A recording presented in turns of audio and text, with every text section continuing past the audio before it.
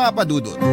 Magandang araw po sa inyo at sa mga nakikinig ngayon. Ako po si Andoy, 50 years old at isa ako sa mga libu-libong mga kabarangay na tumatangkilik sa Barangay Love Stories tuwing alas 12 ng tanghali sa Barangay LS 97.1. Ang akin pong kwento ay nangyari 30 taon na ang nakakalipas. 20 years old pa lamang po ako noon. Siguro may magtatanong na bakit ngayon lang. Masyado na po matagal na ang panahon ang dumaan. Sa totoo lang po ay kamakailan lang ako nagkaroon ng closure. Kung paano po ay sa huling parte ng liham ko po sasabihin sa inyo. Hayaan niyo pong ibalik ko muna kayo noong mga panahon na yon. Sa edad na 20 anyos ay ulila na po akong lubos. Wala din po akong kapatid kaya mag-isa na lamang po ako sa buhay noon. Para may taguyod ang sarili ko at higit sa lahat ay makaipon ay madami akong pinasok na trabaho. Nagkakargador ako sa palengke, nangangalakal at umi-extra sa pagpipedicab. Ang iniipon ko po ay nilalaan ko para sa pag-aaral at sa pangarap ko din pong makapagtapos ng kolehiyo. Naitaguyod naman po ng mga magulang ko ang elementary at high school pero kinailangan kong tumigil kasi una ay pumanaw si tatay at kalaunan ay sumunod naman si nanay. Dahil po sa kalyang buong panahon ko ay marami akong nakikilalang tao. At isa na po doon ay si Maylene, 22 years old na po siya noon. Graduating na sa kurso niya. Nag-iisang anak po siya ng nanay niyang si Aling Gila. 40 years old naman siya noon. May kasungitan po si Aling Gila, hindi naman po sa namimintas ako. Pero mata pobre po siya. Mataas po siya, ang pangarap niya sa buhay at para sa kanya ay si Maylene ang tutupad na mga yon. Kabaliktaran naman ni Aling Gila si Maylene na ubod ng bait, maalalahanin at mapagmahal.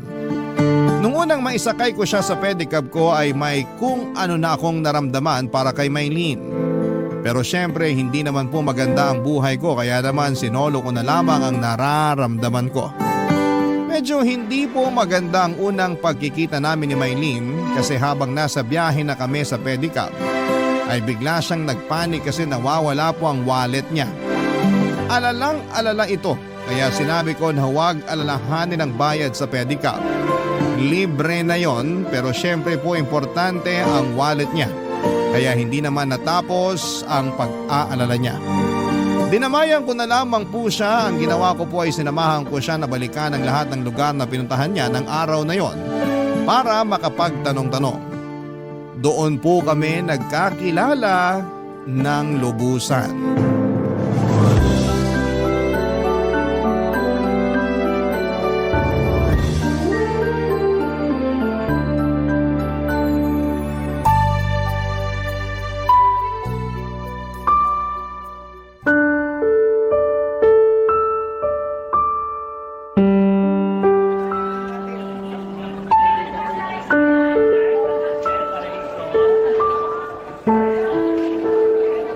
Miss, andito ako. Kumusta? Nakita daw ba nila yung wallet mo? Hindi eh. Tara, puntahan pa natin yung ibang lugar na napuntahan mo. Ito na yung huling lugar na napuntahan ko. Saan kaya nahulog yun? Mahalaga pa naman yung mga nandun, mga IDs ko.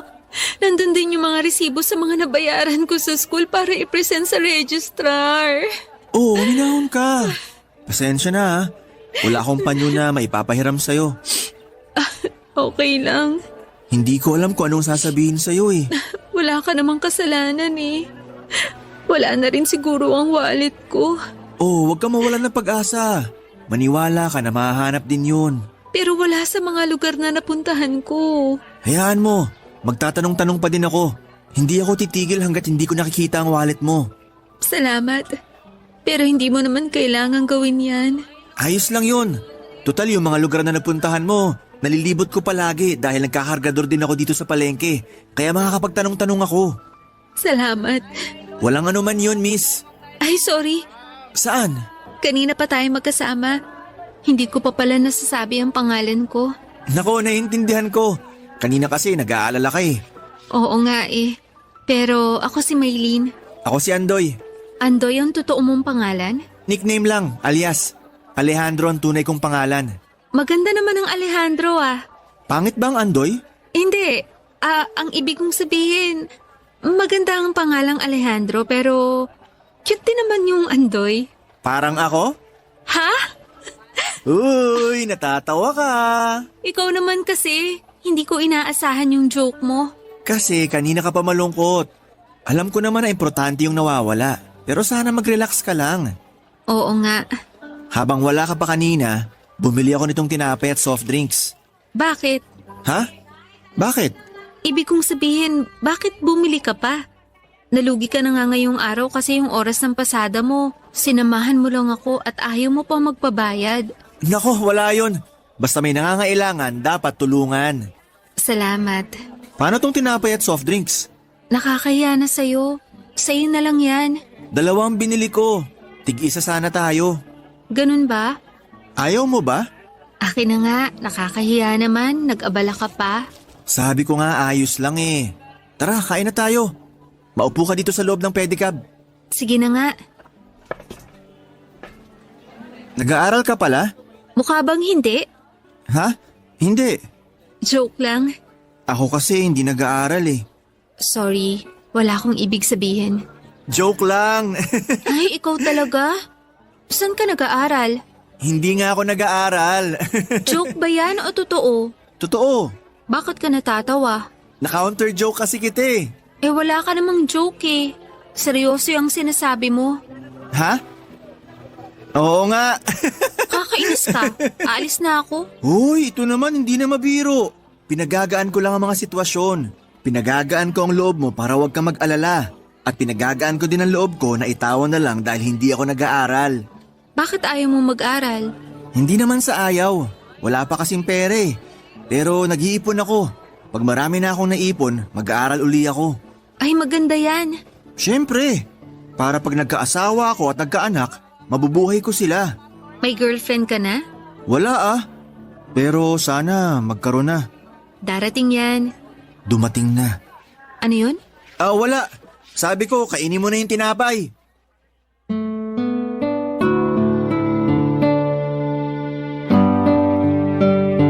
Papadudot, napakasaya noong araw na yon.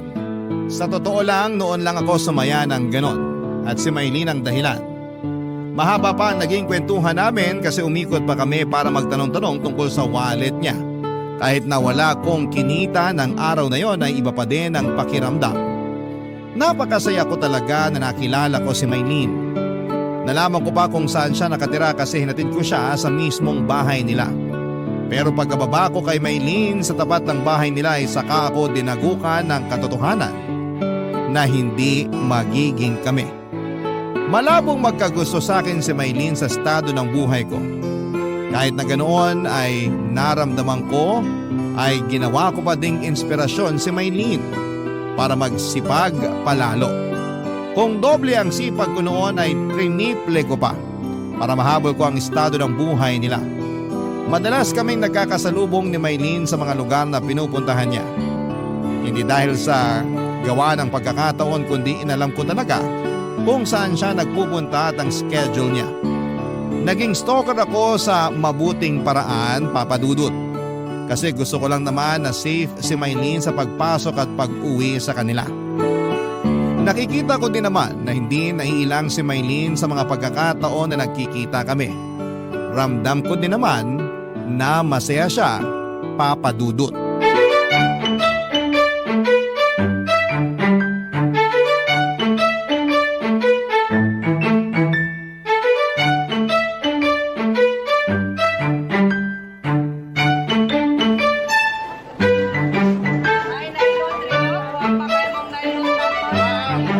Kain ka lang ha. Ikaw talaga? Makawala ka nang naiipon, kakalibre mo sa akin ah. Ikaw naman. Pangatlong beses ko palang na panlilibre to sa'yo. 4. Kasama yung tinapay at soft drinks nung una tayong magkakilala. Ay oo nga, 4 pala. O kita mo na? Ang daming beses na. Maylene naman, ginatang bilo-bilo lang yan. Hindi naman mauubos ang kita ko dyan. Nung isang beses, spaghetti ang kinain natin. ₱5 lang naman ang nadagdag sa presyo ng ginatang bilo-bilo.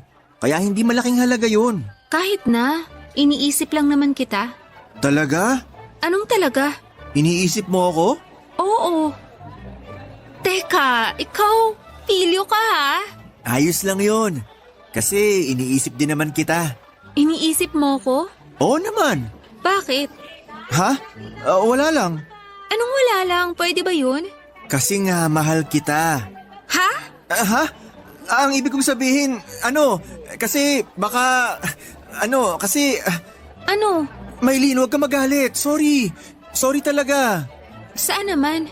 Sa nasabi ko, Ano sa mga sinabi mo yung hinihingi mo ng sorry? yung mahal kita. Ang ibig sabihin, hindi mo ko mahal. Hindi, mahal talaga kita. Ano? Sorry. Ikaw kasi, tinanong mo eh. So ano nga? Mahal mo ko o hindi? Mahal? Hindi sigurado. Ibig kong sabihin mahal. Mahal na mahal. Mahal din kita. Ay, salamat. Ano? Anong ano? Anong sabi mo? Tama ba yung nadinig ko? Ano bang narinig mo? Na mahal mo din ako. Oh, klaro pala eh. Maylin, naguguluhan ako. Ibig bang sabihin, sinasagot mo ako? Kanina pa, di ba? Tayo na? Kanina pa nga, di ba? Ayaw mo ba? Gusto! Gustong gusto! Woohoo! Kami na! Hoy, may mga kumakain. Bakit ba? Masaya ako eh. Oh, wag masyado. Kasi may ipapakiusap ako sa'yo. Kahit imposible pa yan gagawin ko para sa'yo. Hindi naman imposible. Ano ba yun? Tayo na, di ba? Oo. Pero pakiusap ko sana na isekreto muna natin. Ay, sorry. Kakilala mo ba yung mga kumakain? Hindi sila. I mean, kahit sino wag na muna nating ipagkalat. Tayo na lang muna sana ang nakakaalam. Bakit? May pangako ko kay nanay na magtatapos muna ng pag-aaral bago mag-boyfriend eh. Kaya, hintayin na muna natin na makagraduate ako. Total malapit na rin naman yun. Masaya sanang ipagyabang pero kung yan ang gusto mo, sige, gagawin ko yan. Ang importante naman, alam mo at alam ko na tayo ng dalawa at mahal natin ang isa't isa. Salamat. Kailangan natin mag-celebrate. Bibili pa ako ng turon. Wag na. Mabigat na sa tiyan tong ginatang bilo-bilo. Pero dapat mag-celebrate tayo. O, edi mag-celebrate tayo sa pamamagitan ng ginatang bilo-bilo. Sige na nga. Bakit ganyan ang ngiti mo? Pasensya na. Hindi ko maitago na hindi maging masaya eh. Hindi naman nila mahahalata. Ikaw talaga puro kabiro. Kumain na nga tayo. Napakasaya ng araw na yon, Papa Dudut. Kaso'y pigil ang saya kasi kailangan muna naming isekreto ang relasyon namin. Pero kahit na ganoon ay masayang-masaya pa din ako. Mula noon ay mas madalas pa kaming nagkikita ni Maylin. Ako na ang school bus niya. Minsan sinasabihan niya ako na huwag na siyang sunduin at ihatid pa uwi, pero hindi naman po ako pumapayag. Hindi ako mayaman kaya yun na nga lang ang magagawa ko sa kanya. Kaya pinakiusap ko kay Maylin na pagbigyan na lamang ako. Wala din naman siyang magawa bukod sa makulit ako ay mahal niya din naman ako. Kahit na ang dami ko pang pinapasok na racket para mas madaming maipon ay hindi nawawala sa schedule ko ang pagsundo at paghahatid kay Maylin. Hanggang sa dumating ang araw ng graduation niya. Nandun po ako pero hindi ako makalapit sa kanya dahil kasama niya ang nanay niya. Pero sobrang proud po ako sa pagtatapos ni Maylin. Saka sabi ko sa sarili ko na tiis-tiis lang dahil graduate na si Maylin, pwede na niya akong ipakilala sa nanay niya at ipaalam sa mundo na may relasyon kaming dalawa. Pero mali pala ang iniisip ko kasi sinabihan pala si Maylin ng nanay niya na hindi daw porket graduate na siya ay pwede na siyang makipagrelasyon. Kaya yun hindi agad ang naging Kaya yun din kaagad ang naging topic namin noong nagkita kami noong gabi ng graduation niya. Nakiusap siya na ipagpatuloy pa namin ang paglilihim. Kung natiis ko ng matagal-tagal, ano ba naman yung konting tiis pa, Papa Dudut? Sumangayon ako sa gusto niyang mangyari na ilihim namin ang aming relasyon ng mga panahong yon, Papa Dudut, para hindi magalit ang nanay niya. Barangay Love Stories. Barangay Love Stories. Papadudot, sabi nga nila ay walang lihim ang hindi nabubunyag. Nalaman ko na lamang na kinokompronta ng nanay niya si Maylene dahil nga sa paglilihim ng relasyon naming dalawa. Galit na galit po siya kay Maylene at na triple pa ang galit niya nang malaman niya na ako ang karelasyon ni Maylene. Dahil sa napag-alaman din ni Aling Gila ang estado ko sa buhay. Kahit na hindi pa niya ako nakikilala ay galit na galit siya sa akin. At halos isumpa ako. Para sa nanay ni Maylene ay napakalaking kasalanan ang paglihiman siya at mas malaking kasalanan na ako lang pala ang lalaking karelasyon ng anak niya. Papadudod, hindi nga ako kilala ng nanay ni Maylene pero inalam niya ng pilit ang background ko.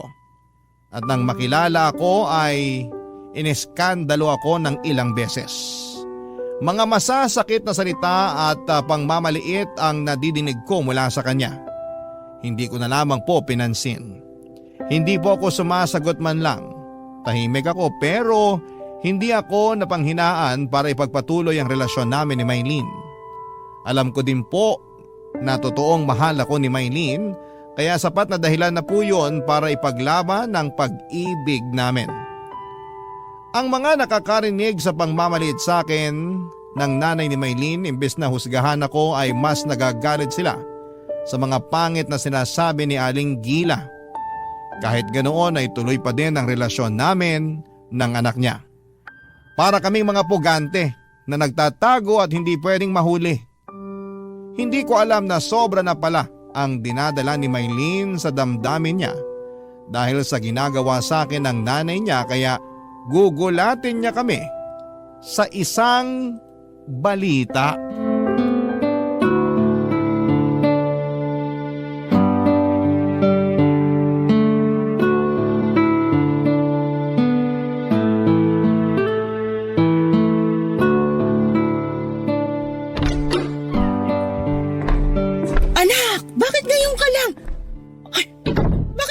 Lalaking yan? Magandang gabi po, Aling Gila. Lumayas ka rito. Ang kapal naman ng pagmumukha mong tumuntong sa tahanan ko. Nay, tama na. Aalis na muna ako, Maylene. Hindi, dito ka lang. Aba, sino ka para magdesisyon dito? Tahanan ko ito. Ganun ba, Nay? So wala po akong karapatan dito? Paalisin mo ang lalaking yan kung gusto mo ng karapatan. Hindi! Maylene, baka mag-away kayo. Aalis na ako. Umalis ka na. Hindi siya aalis, Nay. Nandito kami dahil may sasabihin kami sa inyo. Sabihin mo na. Tapos paalisin mo na yung lalaking yan at ayoko nang makita ang pagmumukha niyan dito kahit kailan. Buntis po ako. Si Andoy ang tatay. Ha? Hayop kang lalaki ka! Lumayas ka rito! Ang kapal na mukha mo! Sinira mo ang mga pangarap ko para sa anak ko! Nay, pangarap mo sa akin o pangarap mo lang? Isama niyo naman ako sa mga plano niyo. Bakit ikaw nagplano ka ng ganyan? Sa palagi mo matatanggap ko yan? Nangyari na to, Nay. Wala na tayong magagawa. Ipalaglag mo yan! Ano? Nay, naririnig niyo ba ang sarili niyo? Ipalaglag mo yung batang yan o putulin mo ng pakikipagkita sa lalaking yan! Ay, hindi ko akalain na kaya niyong sabihin ang mga bagay na yan. Ipalaglag? Hindi ba kayo natatakot? Wala na akong pakialam. Parusahan na ako basta huwag ka lang mapunta sa lalaking yan! Pwes, Nay, nakapagdesisyon na rin ako sa gagawin namin. Aalis na lang ako dito at magsasama na kami ni Andoy. Ano? Tigilan mo yung kahibangan mo! Sorry, Nay. Paalam po. Halika na, Andoy. Ha? Sandali! Aalis na kami, Nay.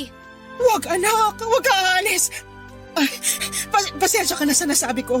Hindi ko sinasadyang masabi na magpalaglag ka. Huwag kang umalis. Sige po.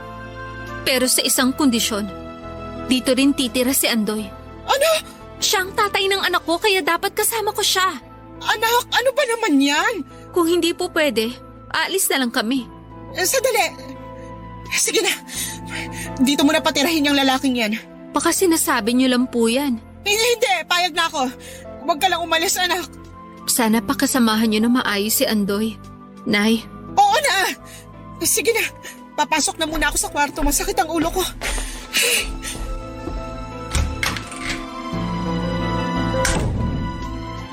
Hoy, bakit ka tulala? Hayaan mo na si nanay. Hindi yun ang ikinabigla ko. Alin yung pagbubuntis ko? Bakit hindi mo sinabi agad sa akin? Nagkagalit ka ba? Hindi naman, pero sana sinabi mo agad sa akin para naingatan kita. Ayos lang naman ako. Eh si baby, Ayos lang siya, huwag kang mag-alala. pero bakit mo sinabi sa nanay mo na dito na ako titira? Dapat nandito ka para maalagaan mo kami ni baby. Gusto ko yun. Kaya lang baka mapano ang nanay mo. Hindi mapapano yun. Malakas pa siya sa kalabaw. Wala namang sakit si nanay. Kalimutan na nga muna natin yun. Ngayon palang pumapasok sa utak ko na magiging tatay na ako. Dapat mag-celebrate. Huy, ayan ka na naman sa celebrate. Wag na. Yung nandito ka lang, sapat na yun. Ano bang kailangan kong bilhin? Bibili na ba ako ng mga lampin? Ang luma ng lampin ha? May mga diapers na ngayon. Oo nga pala. Damit na lang o kaya sapatos. Tumigil ka nga. Hindi pa nga natin alam kung babae o lalaki si baby. Eh di pang unisex ang bibilhin ko. Alam mo, mabuti pa, halika na. Hakutin na natin yung mga gamit mo. Pwede ba na nandun pa din ang mga gamit ko? Pero dito na ako sa'yo? Kung yun ang gusto mo, sige. Basta dito ka na uuwi ah. Pupunta ka lang doon kapag may kukunin ka. Papadudot wala kong nagawa kundi ang sumunod sa kagustuhan ni Maylene na makipisan sa kanila. Tama naman siya na kailangan niya ako lalo na at dinadala niya ang aming magiging anak. Sobrang halo-halo ang emosyon ko. Masaya ako dahil magkaka-baby na kami pero nagwo-worry ako dahil natatakot ako na baka mapabayaan ko ang mag-ina ko dahil sa kakarampot pa lamang ang pera ko. Kailangang makaipon sa pangangalaga kay Maylene habang nagbubuntis para sa panganganak niya at sa gatas at iba pang mga pangangailangan ng baby. Hindi pa kasama ang pagdating ng panahon na mag-aaral ang anak namin. Pero alam ko na kakayanin ko. Pipilitin kong kayanin para makaipon. Magtatrabaho ako ng sobra pa sa triple. Kahit 24 oras pa akong magtrabaho, basta may taguyod ko lamang ang pamilya ko. Kinausap ko na rin po si Maylene para humingi ako ng tawad dahil sa aksidenteng pagkakabuntis niya. Sinabi naman niya na huwag ko daw isipin yon. Ang importante ay magkasama na raw kaming dalawa.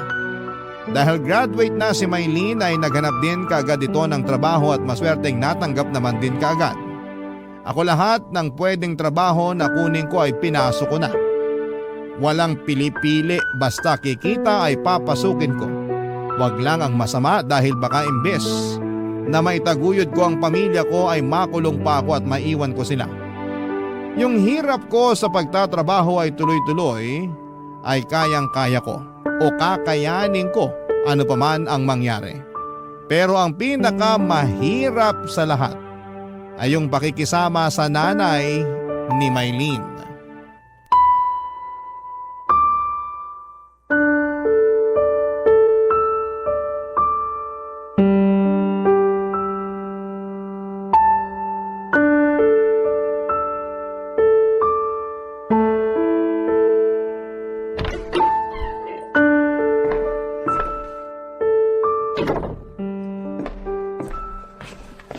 Naku, nandito na palang senyorito. Magandang tanghali po, Naigila. Hoy, ang kapal mo! Huwag mo akong tawaging nanay. Pasensya na po. Eh bakit ka nandito? Dapat nagtatrabaho ka. Hindi ka na nahiya? Ang anak ko pang bumubuhay sa'yo. Gusto ko po magbigay ng pera, pero sabi ni Maylene itago ko na lang daw sa bangko para sa pangangailangan sa hinaharap. Umuo ka naman kaagad. Siyempre sinasabi ng anak ko yon kasi hampas lupa ka. Hindi naman po. Anong hindi? Kung hindi ka hampas lupa, ano ka? Excuse po muna. Anong excuse? Nag-i-Ingles ka pa, wala ka namang pinag-aralan. Nakatapos naman po ako ng high school. Ay, ipagyayabang mo yan. Hindi pa din maitatago na bobo ka. Papasok na po muna ako sa kwarto. At bakit? Magpapahinga lang po ako. Kapal! Magpapahinga habang yung anak ko nagpapakahirap. Masakit lang po ang ulo ko. Nagdadahilan ka pa para sa pagkabatugan mo. Hoy, pumayag ako na dito ka tumira pero hindi ibig sabihin na tanggap kita at lalong hindi ibig sabihin na magpakasenyorito ka rito.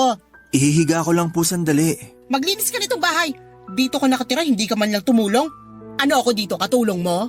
Sige po, lilinisin ko po mamaya. Ngayon na, Masakit lang po ang ulo ko. Wala ka talagang pakinabang. Palibhasa, walang pinag-aralan. Ano po bang lilinisin? Sira ulo ka pala eh. Alam nga namang isang parte lang nitong bahay ang linisin mo. Linisin mong buong bahay.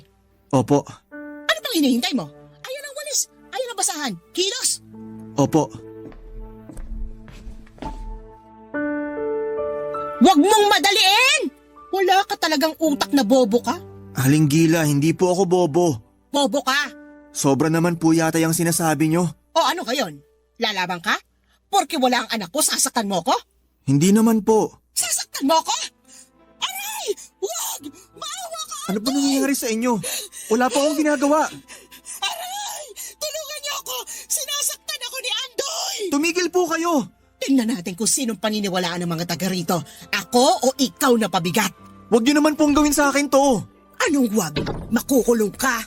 Subukan nyo, Nay. Anak! Mabuti dumating ka. Sinasaktan ako ng lalaking yan. Hindi totoo yan, Maylene. Ako pa ngayon ang ginagawa mong sinungaling? Nay, kanina pa ako nakasilip sa pinto. Kitang-kita ko at dinigang lahat ng nangyari. Ano ba naman kayo, Nay? Anak! Kakampihan mo pa yung lalaking yan kesa sa akin? Ipapakulong ko yan. Sige, Nay. Kung yan ang gusto nyo. Maylene, wala akong ginagawa. Alam ko. Kaya nga hintayin natin ang mga pulis at ako na magwi-witness. Anak, ano ka ba? Ako na nga sinaktan dito. Mapapatunayan niyo po ba? Sapat ng salita ko. Sige, Nay. Kung mas gusto niyo maiskandalo pa ang pamilya natin. Anak, ano ba nangyayari sa'yo? Maylene, para matapos na to, babalik na lang ako sa bahay. Araw-araw na lang akong dadalaw para kumustahin ka. Ako pa din naman na nagsusundo at naghahatid sa'yo. Mabuti pa nga. Salamat naman. Sandali. Kukunin ko lang ang mga gamit ko para doon na tayo sa bahay mo. Anak! Anak, huwag ka sumama! Hayaan mo na siya! Ewan ko na sa inyo, Nay. Ayoko magalit sa inyo kaya kami na lang ang aalis. Huwag ka nang umalis, anak! Please! Hindi ako aalis. Pero mangako kayo na ito na ang huling beses na pagsasalitaan at pag-iisipan nyo na masama si Andoy. Mangako kayo at gawin nyo. Oo, anak. Papadudot na tapos na naman ang araw na yon at muling nangako si Aling Gila. Tahimik kami ng ilang araw, walang panunumbat, walang parinig. Akala ko ay ayos na ang lahat pero may mas malaking pasabog pala si Aling Gila. Pinagplanuhan niya ang isang bagay na ikakasira ko para tuluyan akong itakwil ni Maylene. Ang naging plano niya ay kinausap ang isa sa mga kakilala ko at kinontsaba na yayain akong uminom at lasingin. Pagkatapos noon ay may papupuntahin silang babae na inupahan para magpanggap na karelasyon ko. Siyempre hindi lang yon, planado na rin na darating si Aling Gila kasama si Maylene para mahuli kami ng inupahang babae na nakakandong sa akin kahit na wala na akong malay. Nakakatawa nga na may gagawa pala talaga ng ganon. Yung tipong ginagawa ng mga kontrabidang nanay sa mga pelikula. Pero syempre, huli na noong nalaman ko kasi nagtagumpay si Aling Gila. Malay ko ba naman kasi na tatablahin ako ng kakilala ko at ipapain ako ng ganon. Kaya huling-huli ako ni Maylene, papadudot, na may kalampungan na babae na wala akong kaalam-alam. Siyempre, gaya ng inaasahan ay galit na galit si Maylene. Mag-iiskandalo at aawayin ang inupahang babae. Barangay Love Stories. Barangay Love Stories. Papadudot matapos mag-iskandalo ni Maylene ay umalis ito nang hindi man lang sinundan ni Aling Gila. Nagpaiwan siya para makausap ang mga kakonsyaba. Inabutan niya ng pera ang kakilala ko pati ang babaeng inupahan niya. Nang hingi pa ng dagdag ang babae dahil wala naman daw sa usapan na masasampal siya ni Maylene. Ayaw sana magbigay ni Aling Gila pero nanakot ng babae na aaminin kay Maylene ang lahat kapag hindi siya nabigyan ng dagdag. Inisman ay walang nagawa si Aling Gila kundi ang magdagdag ng bayad. Matapos ang usapan nila ay umalis na rin kaagad ang tatlo. Para akong tanga dahil kinaumagahan ay nagising ako sa tapat nung tindahan na pinag-inuman namin. Iniwan na lamang nila ako doon na parang basura. Masakit ang ulo ko na umuwi sa bahay nila Maylin. Wala akong alam-alam sa nangyari ng gabing yon.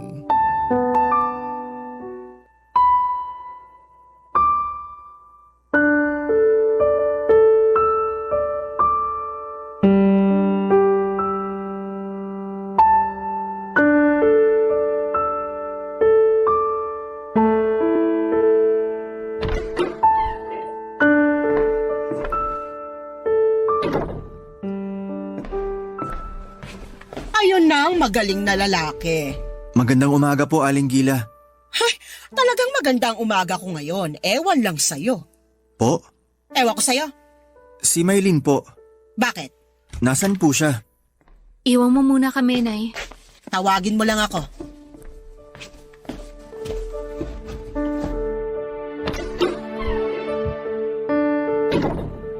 Good morning, Maylin. Kung lumapit sa akin, please. Natidiri ako. Ha? Mahal na mahal, pasensya ka na. Nalasing ako, hindi ako ginising ni paring Amir kaya doon ako nakatulog sa tapat ng tindahan.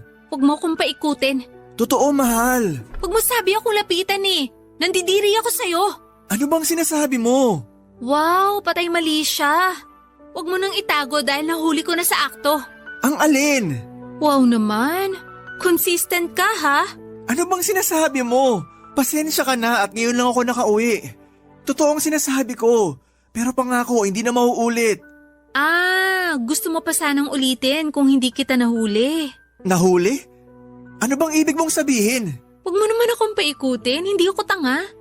Nawala na yung lasing mo kaya nagmamaang-maangan ka na? Maylin, ano ba to? Naguguluhan na ako. Kunwari hindi mo ako nakita kagabi dun sa tindahan. Ha? Nagpunta ka dun? Andoy naman. Maylin, diretsuhin mo na nga ako. Gusto mong derechahan? Oo. Lumayas ka dito. Mahal naman. Dahil lang sa naglasing ako, papalayasin mo ko. Tingin mo ba ganun ako kababaw? Na dahil lang sa paglalasing mo kaya ako galit? Eh ano pang dahilan? Gusto mo pang sa akin manggaling. Oo. Hindi ka na nahiya? Mambababae ka lang sa tindahan pa. Nakitang-kita na maraming tao. Nang bababae? Ano bang sinasabi mo? Tigilan mo nga ako. Hindi kita maintindihan. Lumayas ka na. Ha? Mahal, ano ba to? Umalis ka na habang nakakapagtimpi pa ako. Mag-usap muna tayo. Wala nang dapat pag-usapan. Ang relasyon natin, ang buhay natin, kailangan natin pag-usapan. Hindi ko alam kung saan galing yung sinasabi mong pabababae. Tumigil ka na nga. Huling-huli ka na, lumulusot ka pa. Nagpunta kami ni nanay kagabi sa tindahan. At huling-huli namin na may nakakandong sa iyong babae. Nakakadiri ka. Sakali ka pa gumawa ng kababuyan mo. Hindi totoo yan. Hindi ko alam ang sinasabi mo. Lasing na ako kagabi. Wala na akong nahaalalang ganyan. Kaya nga lumayas ka na para tapos na. Ano ka ba? Kung ano man na nakita mo, hindi totoo yon. Baka may nag-setup lang sa akin. Huwag naman ganito. Gusto ko kayong alaghan ng anak natin. Walang anak. Hindi talaga ako buntis. Sinabi ko lang yan para tantanan na tayo ni nanay. Para hayaan niya na tayo magsama. Pero mali pala ang ginawa ko. Kaya lumayas ka na. Respetuhin mo ang sinasabi ko. Ayoko nang makita ulit ang mukha mo. Paalam. Maylin!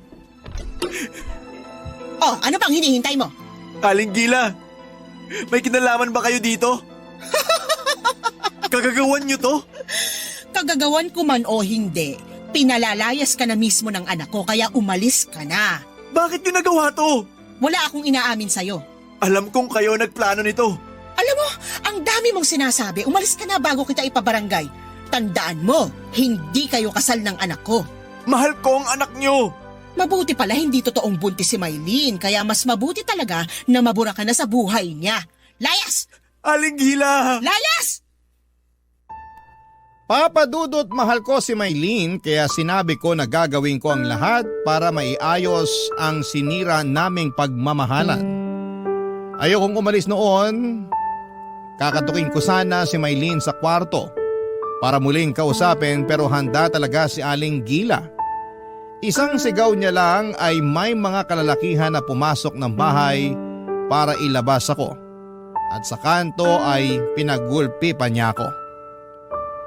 Tulad nga ng nabanggit ko kanina ay para talagang isinabuhay ni Aling Gila ang mga napapanood niya sa pelikula. Pero kahit na ganoon ang nangyari ay hindi masisira noon ang kagustuhan kong ayusin ang lahat. Kaya naman, binalik-balikan ko si Maylin. Pero nang panahon na yon ay si Maylin mismo ay itinataboy na rin ako. Ipinagugulpi ako ni Aling Gila kada balik ko sa bahay nila at nang bandang huli ay pinablatter pa nila ako para huwag nang bumalik sa bahay nila. Wala na akong nagawa kundi ang magpakalayo-layo dahil na din sa sobrang sama ng loob. Ginamit ko ang nangyari para mas magpursige pa sa buhay para makaangat. Kumuha ako ng 2 taon na kurso gamit ang inipon kong pera. Si Maylin naman ay nabalitaan kong ipinakasal ni Aling Gila sa isang lalaking may kaya sa buhay.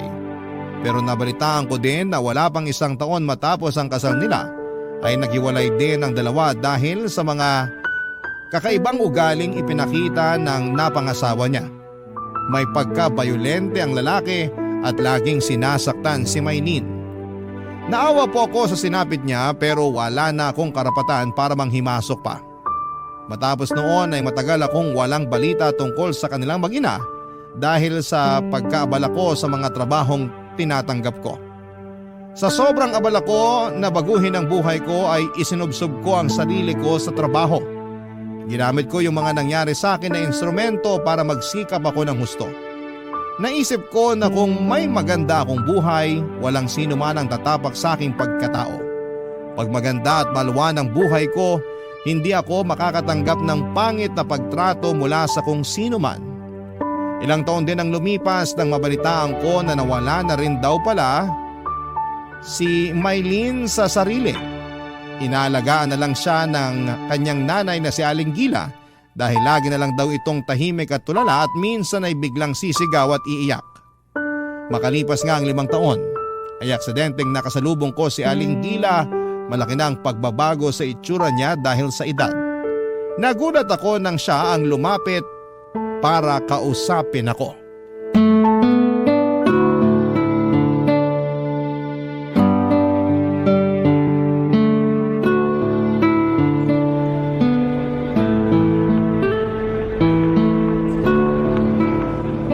Andoy, Aling Gila, kayo ba yan? ako nga.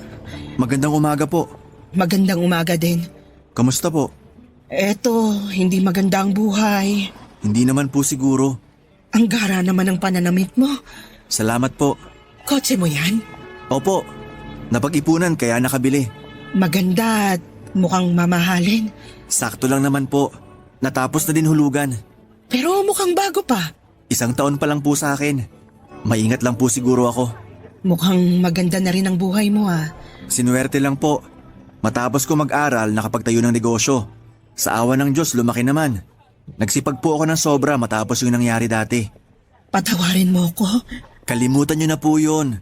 Nakatulong naman po sa akin para magsipag pa ng sobra. Patawad. Aling Gila, wag po kayong umiyak. Sabi ko nga po, kalimutan na natin yun. Andoy, akong may gawa ng nangyari dati. Akong nagplano para makita ni Maylin na may kasama kang babae. Alam ko po. Alam mo? Opo, inamin din sa akin ni Amir. Pero wag niyo na pong isipin yun.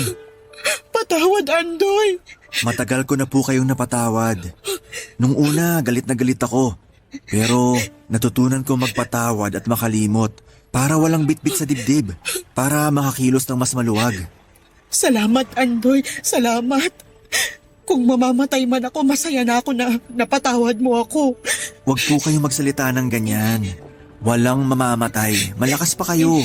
Hindi ko alam kung hanggang kailan ko pakakayanin ang lahat. Bakit po? Si Maylin.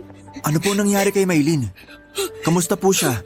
Nung mapalayas ka, ay ipinakilala ko siya sa isang lalaki na napili ko para sa kanya. Kaso, sinasaktan pala siya ng hayop na yun. Nabalitaan ko po yan at naghiwalay din sila. Pero ayoko na po manghimasok na dahil ayoko nang sumama na naman ang loob ni Maylin. Andoy, si Maylin, wala siya sa sarili niya hanggang ngayon. Lagi lang siyang tulala. Kasalanan ko lahat. Aling Gila, huminahon kayo. Baka kung anong mangyari sa inyo. Ang anak ko, ako ang may kagagawa ng nangyayari sa kanya ngayon. Huwag niyo na pong sisihin ang sarili niyo. Hayaan niyo, tutulong ako. May kilala akong doktor na pwedeng tumulong kay Maylene. Salamat. Walang anuman po. Para may magawa naman po ako para kay Maylene. Andoy, Po, may hihilingin sana ako sa'yo. sige po. Kung kaya ko po, wala pong problema. Andoy, balikan mo na si Maylene. Po? Baka pag binalikan mo siya, magbalik yung sigla niya, magbalik yung dating siya. Alam na din niya na ako may gawa nung nahuli ka niya, kaya hindi na siya galit sa'yo. Aling Gila. Nakikiusap ako, mahal ka ng anak ko. Aling Gila, hindi na po pwede. May asawa na po ako ngayon at may 3 anak na. Yun pong doktor na sinasabi ko na tutulong kay Maylene ay yung asawa ko po. Huwag po kayong umiyak. Hindi ko po pababayaan si Maylene. Andoy, patawarin mo ako. Aling Gila, tama na po. Papa Dudut, napaluhod si Aling Gila sa narinig niya. Ramdam ko ang kanyang pagsisisi.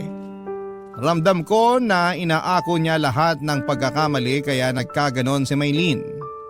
Itinayo ko siya at sinabing huwag na silang magsisihan at higit sa lahat ay huwag na niyang sisihin ang sarili niya sa mga nangyari. Ang kailangan niya ay lakasan na lamang ang loob at gawin ang pwede pang magawa para maiayos ang lahat. Hindi man 100% pero sigurado ako nagagaan kahit papaano.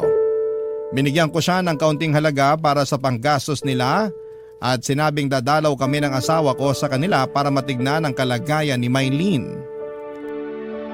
Papadudot dahil sa pagkikitang yon, ay hindi ko mapigilang sumagi sa isipan ko ang buhay ko noon. Nung para lamang akong basura na tinatapak-tapakan. Pero pasalamat pa din po ako sa mga nangyari dahil naituloy ko ang pag-aaral ko at naging matagumpay ang negosyong tinayo ko. Ang pinangarap ko dati na mabigyan ng magandang buhay ang magiging pamilya ko ay nangyari na. Maayos ang mga anak ko at siniguro kong nakaantabay na ang lahat ng kailangan para makatapos sila ng pag-aaral. Lagi kong itinuturo sa mga anak ko ang maging mapagmahal at laging ikonsidera ang mga nakakaharap dahil hindi lahat ay maganda ang pinagdadaanan at tinatakbo ng buhay. Mahalaga na maiparamdaman lang natin sa kanila na kabilang at may silbi pa rin sila sa lipunan at hindi basta-basta lamang. Matapos matignan ng asawa ko si Maylene ay nabigyan niya ito ng gamot. Yung mga sumunod base sa reseta ng misis ko ay ako na mismo ang bumibili para kay Maylene. Ipinapadala ko mismo sa kanila. Alam po ng asawa ko yon at alam niya din kung sino si Maylene sa buhay ko at tanggap niya yon. May mga pagkakataon na dinadalaw din si Maylene ng asawa ko para kumustahin. Pero parang si Maylene na rin daw mismo ang may gusto na hindi siya gumaling. Makalipas ang mahigit 20 taon ay binawian na rin ng buhay si Maylene. Ang pagkawala ni Maylene ay ang naging closure ko na rin. Opo Papa Dudut, kinalimutan ko na po ang mga nangyari at nakapagpatawad na ako. Pero may naiiwan pa po talaga sa puso ko na hindi ko matanggal hanggang sa maging malaya na muli si Maylene. Yun po ang naging closure ko. Naiwan na pong mag-isa si Aling Gila kahit nangyari. Ang mga nangyari ay tinutulungan ko pa rin siya hanggang sa ngayon. Nagpapadala pa rin ako ng kaunting tulong buwan-buwan para sa gastusin niya na siyang ipinagpapasalamat naman ni Aling Gila. Malaking tulong po sa akin na may bahagi ang kwentong ito habang sinusulat ko ito ay hindi ako umaasa na may tatampok ito sa programa ninyo. Dahil alam kong marami ang mga nagpapadala. Ngunit pinagpapasalamat ko po kung sakasakali. Papadudot yung magkaroon lang ako ng lakas ng loob na isulat ito at mailahad ang damdamin ko ay sapat na para sa akin na tulong para sa kapayapaan ko na rin. Maraming salamat po at sa lahat ng mga kasama mong bumubuo ng Barangay Love Stories. Hindi nyo lang alam kung anong tulong ang naibibigay ninyo sa isang katulad ko na kailangan ng platform na ito na mapaglalaharan ng mga saloobin. Maraming salamat po sa pagbasa ng aking kwento at nawa ay manatiling nakatutok ang mga kapuso natin sa Barangay Love Stories. Ang inyong forever kapuso at kabarangay, Andoy. Dear Papa Dudut, hindi ko pa nasisimula ng sulat ko na ito pero nag-aagaw na ang buhos ng luha at sipon ko. Hindi ko po kasi mapigilang mag-emote habang nire-rewind sa utak ko ang lahat ng masakit na pinagdaanan ko para lamang ma-share sa inyo. Ako po si Ika, certified probinsyana. Simula pagkabata para na akong may phobia sa salamin kasi tuwing titingin ako, parang sinisigawan ako ng mundo. Unfair ako sa iyo, deal with it. Imagine, ang bata ko pa. Pero marunong na akong mag-self-pity. Hindi kasi ako pasok sa beauty standards tapos ay bonus pa na hobby ng kalaro ko at kaklase ko ang gawing stand-up comedy material ang itsura ko. Buti na lamang nanay ko ang #1 fan ko. Lagi niyang sinasabi na anak maganda ka, sila lang ang bulag. Ang sweet hindi ba? Pero let's face it. Alam naman nating lahat na walang pangit sa mata ng isang ina. Kaya habang nasa mundo pa ako ay tinitibayan ko ang loob ko araw-araw. Sabi ko nga anong laban ng insecurities ko kung naliligo ako araw-araw at walang amoy putok. Panalo na yan. Dahil nga sa pambubuli napaaga ang pagdevelop ng superpower ko. Self-love with a touch of humor at katalinuhan. Kung hindi man ako visual sa paningin nila, di paponggahin na lang ang utak ko. Kaya Papa Dudut, consistent honor student ako. Habang ang mga bully ko hanggang doon na lang sa likod ng class picture, habang ako ay bida sa harapan. Hawak ang medalya. Eventually, nagkaroon ako ng mga kaibigan na hindi na pinapansin ang physical ko. Sila ang katuwang ko sa tawanan, iyakan at mga asaran. Pero habang sila ay may mga high crush moments, ako taga-abot lang ng sulat at audience ng love story nila. Nung nagkaedad pa ako, sabi ko baka destiny ko na lang talagang maging professional tita. Pero isang araw ay dumating si Nathaniel. Gwapo, mabait at parang leading man sa teleserye ng buhay ko. Crush ko siya, Papa Dudut. Sa isip ko ay siya na ang sagot sa dasal ko. Pero sa table namin, parang Tita Ika talaga ang vibes ko sa kanya, Papa Dudut.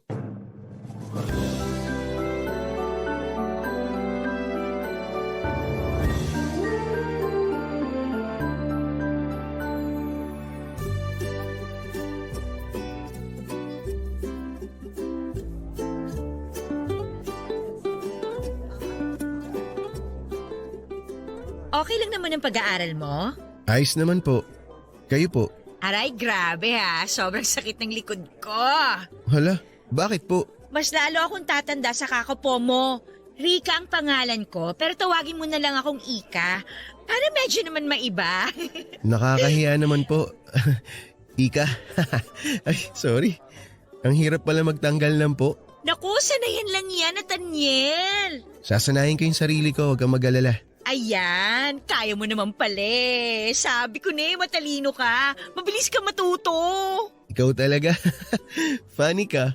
It's more fun in the Philippines, di ba? Kaya masaya lang tayo. Love Philippines na ngayon. Hindi ka na updated. Oo nga pala. Kaya kailangan magmahalan na tayo. Uy, grabe ka naman, Nathaniel. Huwag ka magbiro ng ganyan. Seryoso ako. Di naman ako nagbibiro eh. Sme, baka magkasala ako sa'yo. Lasha, anong kasalanan sinasabi mo? Ano? Kasi naman pinapakaba mo ko, Nathaniel. Gwapo mo kasi. Ikaw talaga. Pero totoo naman maganda ka. Saan banda? Sa panaginip? Uy, wag mo akong bulahin, ha? Hindi ako bolero. Tsaka ayoko maging sinungaling. Di naman ganun kapangit itsura mo Pero pasok pa rin sa pangit. Eto, makinig ka. Hindi naman sa lahat ng bagay tinitingnan yung panlabas. Para sa akin, mas importante yung kalooban. Maganda yung kalooban mo at yun ang nakikita ko sa'yo. Kaya maganda ka para sa akin. Talaga ba? Para namang naiiyak ako sa mga sinabi mo. Sa gwapo mo na yan, nakita mo talagang kagandahan ng loob ko. Kasi ikaw yung tipo ng tao na may lalim kausap. Naku, dahil lang sa matanda na ako. Siguro nga, pero gusto ko yung personality mo. Hindi tulad ng kaedad ko na puro pa-cute. Ayoko ng ganun. Mas maganda yung tulad mo. Ay, susme, Nathaniel. Baka takihin na ako sa puso sa sinabi mo. Grabe ka naman. Bakit ka naman naatakihin? Sa totoo lang, Sige na, Ika, sabihin mo na. Huwag mo akong binibitin. pwede ko ba makuha ang Facebook account mo? Doon ko na lang sasabihin. Niya kasi ako eh. Ikaw talaga nahihiya ka pa. Pero sige. Eto. Ayan, i-add kita ha. Accept mo ako ha. Oo naman. Malakas ka sa akin eh. Thank you! Naku, kailangan na nating ubusin tong food sa plate natin. Lalamig na to. Oo nga. Tara, ubusin na natin to. Para nag-slow motion ang lahat, Papa Dudut. Yung tipong bawat segundo ay feeling ko ay nasa romantic drama ako. At si Nathaniel ang bidang leading man ko. Ang dinner na yon ay parang walang ending. Pakiramdam ko ay prinsesa ako sa harap ng prinsipe ko. Pero hindi fantasy kasi nakadilat ako buong oras. At grabe, nang inaccept niya ang friend request ko para kong sumabog sa kilig, nag-flashback bigla ang teenage years ko kahit na 30 na ako. Ang pinaka nakakakilig, yung nag-offer siya na ihatid ako pauwi. Aba, sinong tatanggi doon? Siyempre, umangkas ako sa motor na hiniram pa niya at nung humarurot kami sa kalsada ay hindi ko napigilan ang mahigpit na yakap. Kung pwede lang na ilipat ang bahay namin sa kabilang probinsya ay ginawa ko na. Pero ayon, kahit na bitaw mode ako pag uwi ay tuloy pa rin ang chat namin sa social media. Walang araw na hindi kami nagsisend ng message at kumustahan sa isa't isa. Dahil dito'y napatingin ulit ako sa salamin. Rika, ano bang nangyari sa'yo? Tanong ko sa sarili ko. Aba, nagbi-makeup na rin ako para kahit papaano magmukhang fresh sa mga date namin. Fast forward. Nung nag-date kami ay napansin niya na nag-makeup ako. Nagustuhan niya naman. At pagkatapos ng date namin ay hinatid niya naman ako sa bahay. Dito hindi na napigilan ang katawang lupa ko at may nangyari sa aming dalawa, Papa Dudut. Sa unang pagkakataon, naramdaman kong totoo pala yung sinasabi sa pelikula na you are beautiful in someone's eyes. Si Nathaniel, ang gwapo kong knight in shining armor, ay minahal ako. Hindi dahil sa itsura ko kundi dahil sa kung sino ako.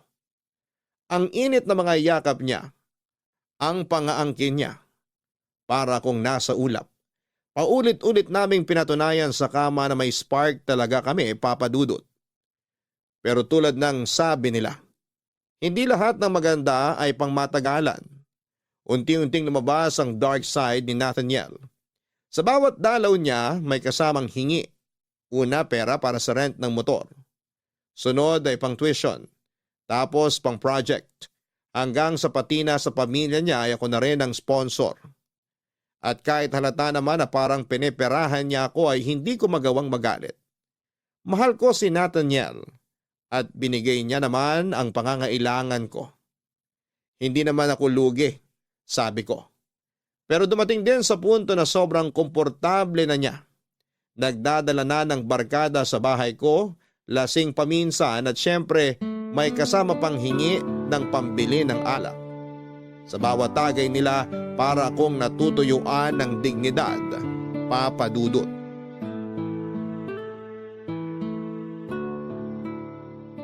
Salamat talaga sa pabanlaw mo, mahal ah. Talagang love na love mo ako. Mahal, pwede ba? Last na to? Bakit naman last na to? Ilang beses na kitang pinagbigyan, Nathaniel. Pero please, wag naman dito sa bahay ko. Mahal, alam mo namang wala akong ibang bisyo eh. Nagkakasiyaan lang naman kami. Konting inuman lang naman to. Pampalipas ng stress. Gets ko naman. Pero hindi ko kasi gusto na may iba kang dinadala dito. Gusto ko naman ng konting privacy, mahal. Mahal, hindi naman sila iba sa akin eh. Mga pinsan ko naman yung mga dinala ko dito. Kaya nga nandito kami kasi katatapos na ng exam namin. Maganda dito sa bahay mo. May libreng pa-video okay pa kami. Tapos ang ganda pa ng smart TV mo. Aircon pa dito. Pero please, last na to ha. Pero hindi ba pwedeng respetuhin mo naman yung gusto ko? Alam mo namang may trabaho ako, di ba? Magtuturo pa ako. Eh sabi mo hindi ka naman magtuturo ngayon. Kaya nga ako nagdala ng konting saya dito eh. Gusto ko kasing magpahinga. Pero sa ganitong ingay, paano ko magagawa yun? Ay, teka sandali. Mga bro, pakihinaan nyo nga yung volume. O yan, pinahinaan ko na sa kanila. Mahal naman eh. Oo na, sige na, last na to. Di na ako magdadala dito ng mga kainuman ko. Parang lumalabas tuloy, pinagdadamutan mo ako. Hindi ako madamot. Alam mo yan. Hindi lang talaga ako sanay na may ganito sa bahay. Gusto ko lang ng tahimik, maayos na bahay. Yung ganun, ayoko rin na madalas kang umiinom. Bata ka pa eh. Hindi nakakabuti yan. Ayaw mo ba nun? Pagka ganito, mas matagal, tsaka mas masarap. O alam mo na ibig ko sabihin, mahal. Ikaw talaga? Dinadaan mo na naman sa ganyang usapan eh. Eh kasi alam ko naman na gusto mo to. Gusto mong hinalik-halikan kita. Gusto mo yung inaangking kita. Di ba? Pwede bang hinaan mo yung boses mo?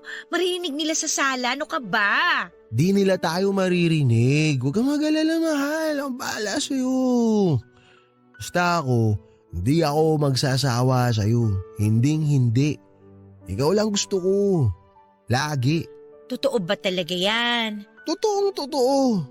Ano bang tawag mo sa ginagawa ko? Sa ginagawa natin. Mahal kita kaya nandito ako sa'yo. Ang totoo nga niyan, gusto ko nga mag-live-in na tayo eh. Kaso ikaw ayaw mo pa. Baka naman katawan ko lang gusto mo sa akin ha. Mahal, hindi ganun. Ano ka ba? Alam mo naman na marami pa akong responsibility. May mga kapatid akong pinag-aaral. Ayoko madagdagan ng malaking obligasyon. Kaya ayoko pang mabuntis mo ko. Kaya nga uminom ka ng pills. Para hindi kita mabuntis. Pwede naman yun eh. Baka ayaw mo lang talaga. Dali-dali solusyonan ng problema. Kasi mahal, kung ako tatanungin, gusto ko na maging tayong dalawa na hanggang dulo. Mahal naman. Basta mahal kita, yun ang tatanda mo. Ha? Kaya ipaparamdam ko yun sa'yo. Palagi. Ngayon, paliligayahin muna kita. Mahal, baka marinig ka nila. Hindi nila tayo maririnig, huwag kang mag-alala. Dadahan-dahanin kita. Di tayo gagawa ng ingay. Liga na. Ganito parate ang nangyayari, Papa Dudut. Kahit anong reklamo ko, kahit gaano ko piliting tumayo at maging matatag sa gusto kong mangyari. Nawawala lahat ng lakas ko sa sandaling niyayakap at hinahalikan na niya ako. Para akong nahihypnotize sa lambing niya. Sa bawat bulong na mahal kita ay nakakalimutan ko ang lahat. Gusto ko ang pakiramdam na ako lang ang mundo niya. Sa mga sandaling yon, na ako lang ang babaeng mahalaga. Pero ang totoo ay hindi ko siya mahindiang hindi ko kayang tanggihan ng kahit na anong hingin niya sa akin. Paulit-ulit ng ganitong cycle, Papa Dudut. Hihingi siya ng pera, maglalambing at mauuwi kami sa kama. Sa bawat kasiyahang binibigay niya, may nakatagong kapalit. Pera. Ako ang bumabayad sa lahat ng pangarap niya. Ang dating nag-rent lang ng motor, ngayon ay may sarili na siyang motor. At ako ang sumasagot ng lahat. Parang naging ATM na ako sa buhay niya. At ang password ay ang mga matatamis na salita at init ng gabi. Hindi ko maiwasang isipin na para akong punchline sa mga joke na naririnig ko. Parang yung kwento ng baklang bumili ng motor at sapatos para lang manatili ang lalaki sa tabi nila. Siguro nga ganito ang kwento ko. Hindi lang siguro ako tanggap ng mundo bilang pangit na babae kaya ang tanging paraan ko para magkaroon ng halaga sa mata niya ay pera. Dahil kung wala akong trabaho, kung wala akong pera, sino ba ako para kay Nathaniel? Ganito ba talaga, Papa Dudut? Ang kapalaran ng isang tulad kong hindi binayayaan ng ganda. Kapalit ng lahat ay kailangang tiisin ko ang ganitong klase ng relasyon. Kailangan ko bang magtiis at maging bulag basta lamang may kayakap sa malamig na gabi? May maramdaman lang na init ng katawan na tila nagsasabing mahalaga ka kahit papaano. Pero ang tanong na hindi ko matakasan, pagmamahal pa ba ito o panlilin lang na hinahayaan kong mangyari dahil takot akong mag-isa?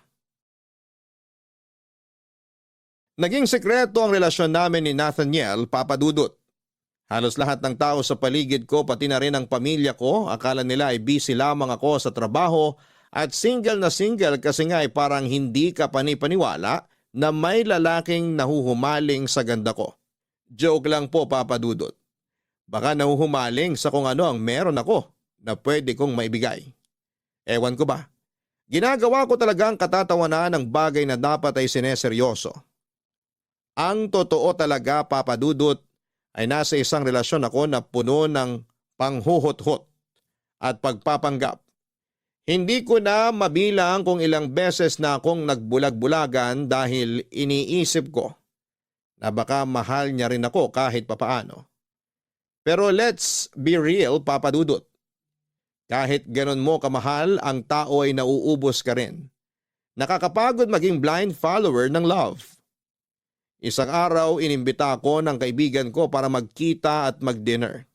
Siyempre, dinala ko si Nathaniel. Para naman may kasama ako at para makilala siya ng kaibigan ko. Pero Papa Dudut, hindi ko inakala na sa gabing yon ay may magpapabago sa pananaw ko. Doon ko unang namit si Elmer, ang pamangkin ng kaibigan ko. Habang nag-uusap kami ni Elmer ay naramdaman ko ang kakaibang saya. Parang may kumikiliti sa puso ko. Hindi ko alam kung ano ang meron pero sobrang gaan niyang kausap. Naiwang kaming dalawa nang mag-excuse si Nathaniel at ang kaibigan ko para mag-smoke at doon ay nagsimula ang mas matagal naming kwentuhan. Narealize ko tuloy na yung treatment ko kay Nathaniel before. Binabase ko lang sa bare minimum na baka he loves me in his own way. Pero si Elmer, siya yung nagpapakita na dapat na bare minimum. And let's be honest, hindi pa nga minimum yon kasi grabe talaga ang malasakit niya. Hindi ko alam kung iniisip ko lang ito dahil sobrang saya ko sa gabing yon o dahil matagal na rin akong hindi nakaranas ng ganitong klase ng atensyon. Pero yun nga, Papa Dudut, pinaramdam sa akin ni Elmer ang isang bagay na akala ko'y matagal ko nang nawala. Ang pagpapahalaga sa sarili.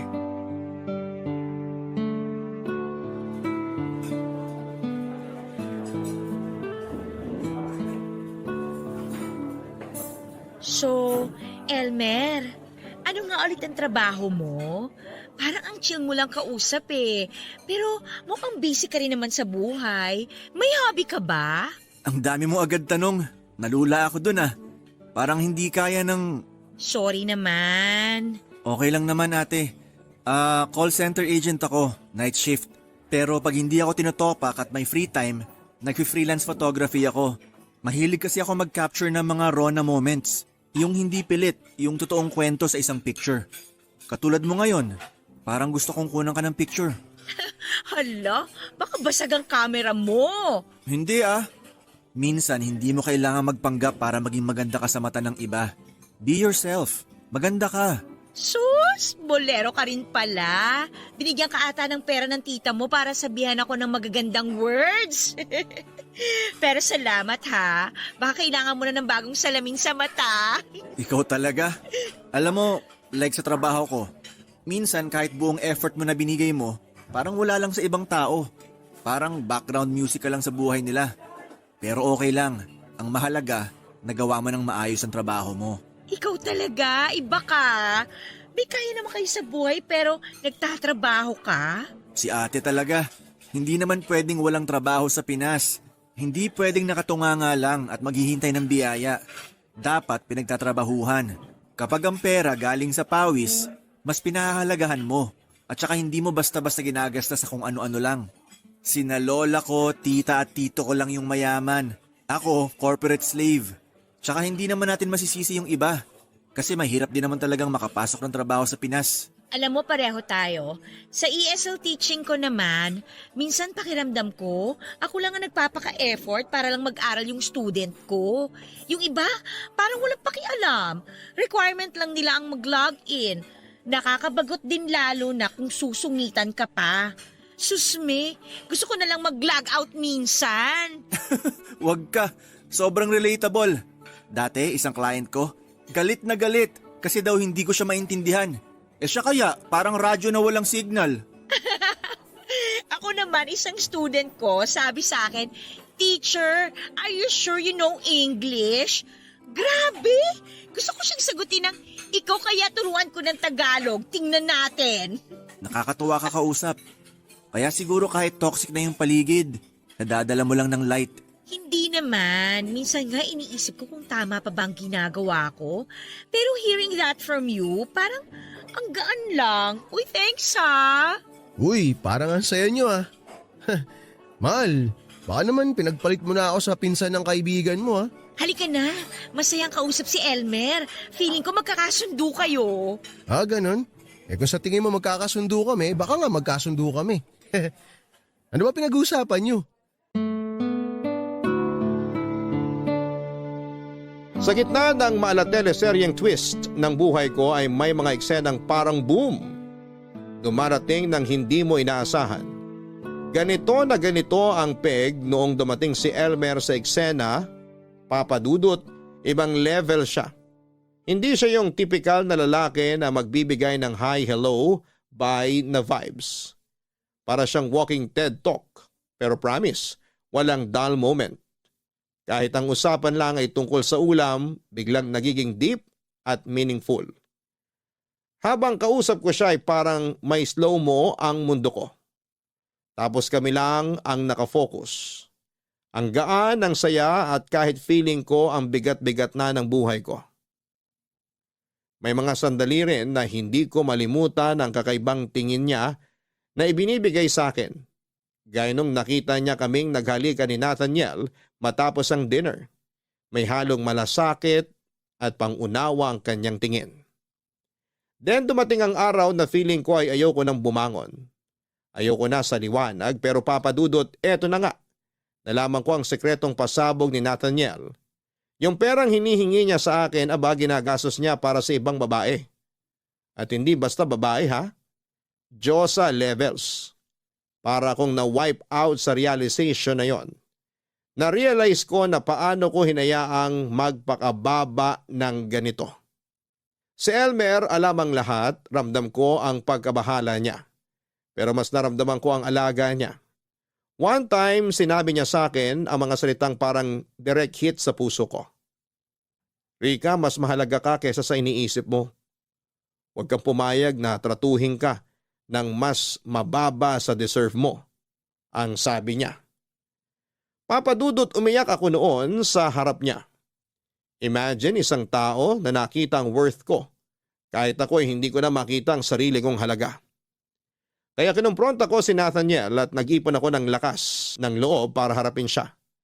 Lahat ng sakit at hinanakit ay sinabi ko at ang hirap papadudot, pero habang ginagawa ko yon ay nararamdaman ko na parang unti-unting bumabalik ang self-respect ko.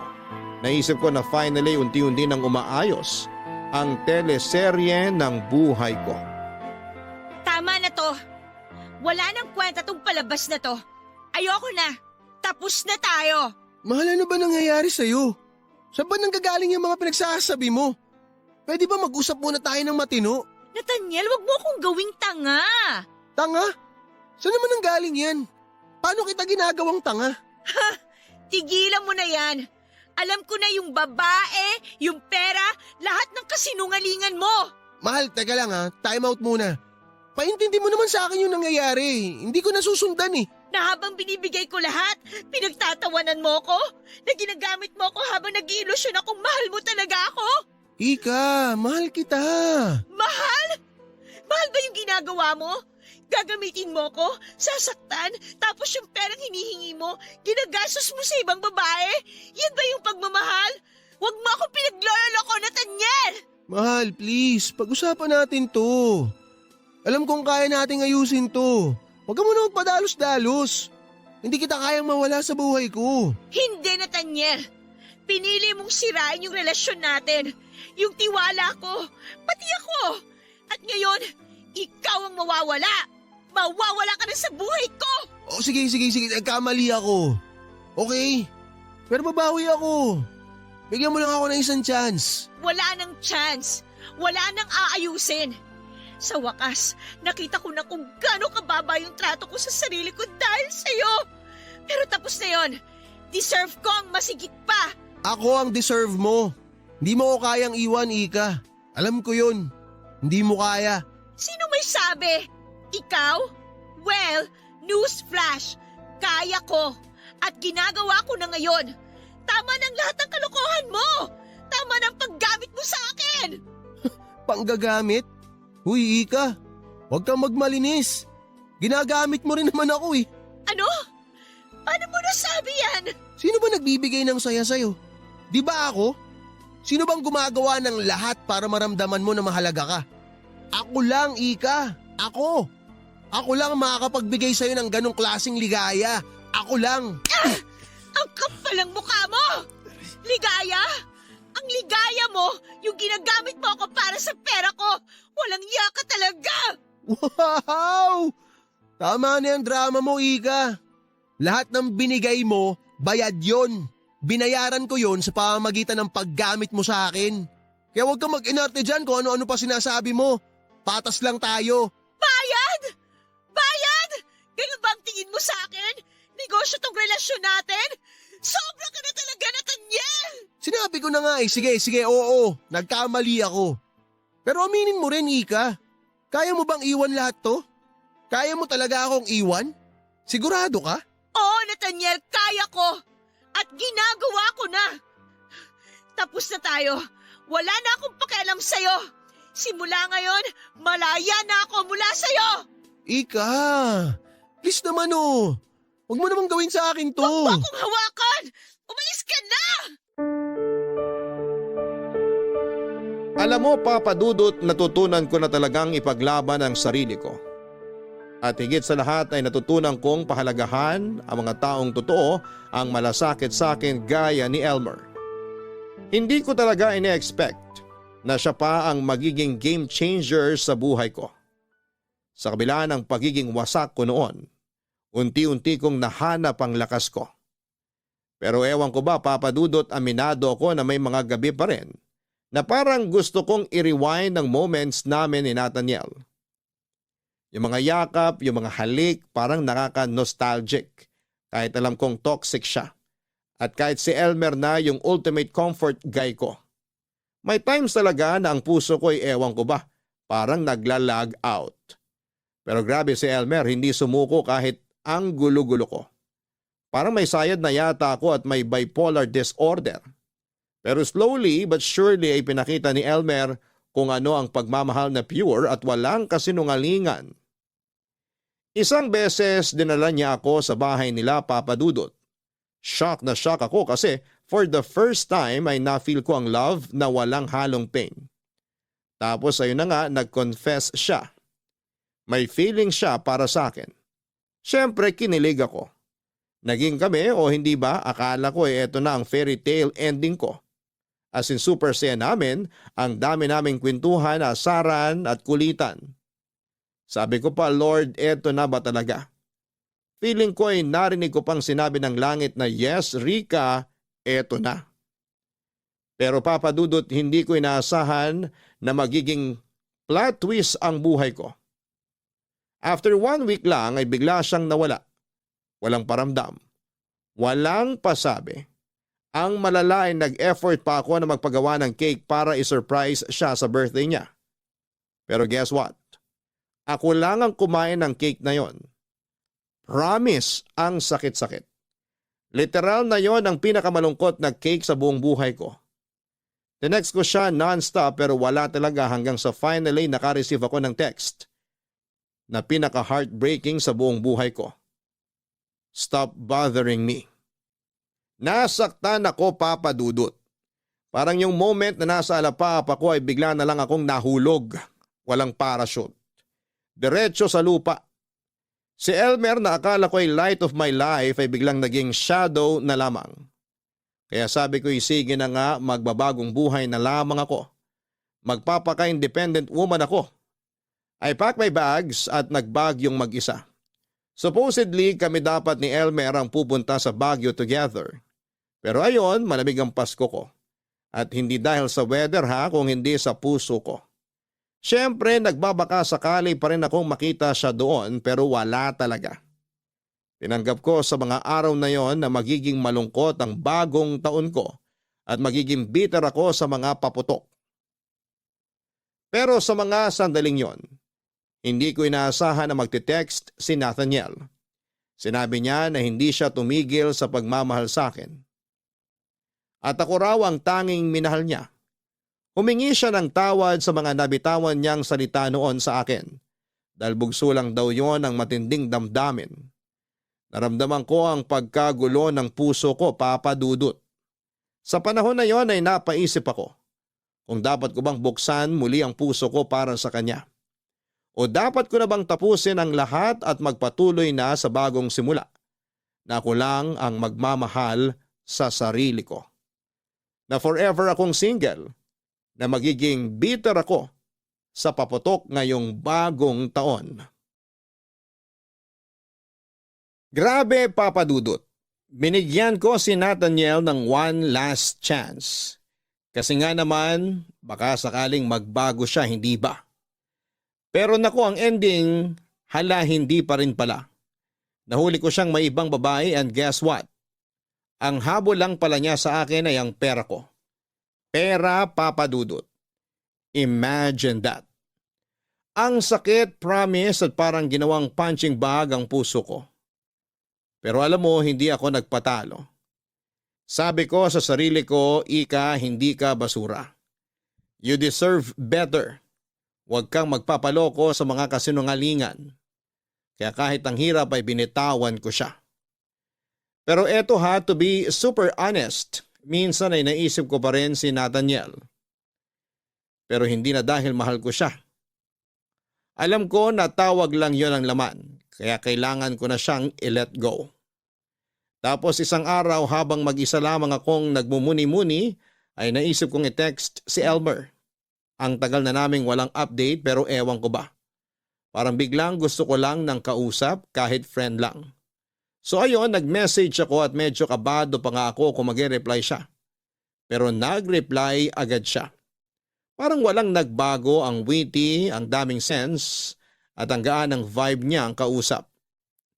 Nagkwento ko kay Elmer ng mga ganap ko pati na rin yung mga walang kwentang mga bagay. Pero alam mo, Papa Dudut, iba siya. Hindi tulad ni Nathaniel na parang ATM lang ang tingin sa akin, si Elmer ramdam ko na may malasakit siya. May effort talaga. Nag-decide kaming magkita sa tabing dagat. Doon namin napag-usapan kung ano ba talaga ang meron o pwedeng meron sa amin. Papadudot kakaiba talaga siya. Ang saya ng simpleng moments namin. Parang may spark na hindi nawala kahit pa ang tagal na naming hindi nagkita. Papadudot.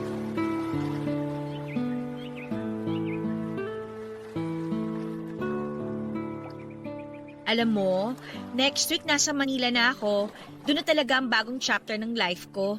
Ikaw, after a month, sunod ka ha? Oo naman, susunod ako. Pero syempre, may Japan moment muna ako kasama si Lola. Kailangan ko siyang samahan eh. Wow, ang sosyal. Ang yaman niya talaga, no? Si Lola lang yon, hindi ako. Siyang mayaman. Ako pasabit lang sa biyaya. Pero kahit sabit, dugong mayaman ka pa rin. Nako, ikaw talaga.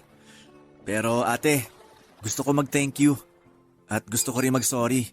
Alam kong nasaktan talaga kita nun. Past is past, Elmer. Ang mahalaga, okay na tayo ngayon. Oo nga, pero gusto ko lang linawin. Hindi ko kinakalimutan yung mali ko. Accountability, ika nga. Kaya nga humihingi ako ng tunay na sorry sa'yo. Okay na ako. Hindi mo na kailangang ulit-ulitin. Tsaka, diba sabi nila, time heals. Tapos na yun. Ay, ikaw talaga. Walang nagbabago. Na ano? Pangit. Maloko ka talaga.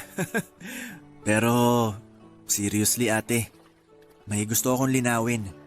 Parang serious na to ha. Ano na naman yan? Totoo to ha. Mahal pa rin kita.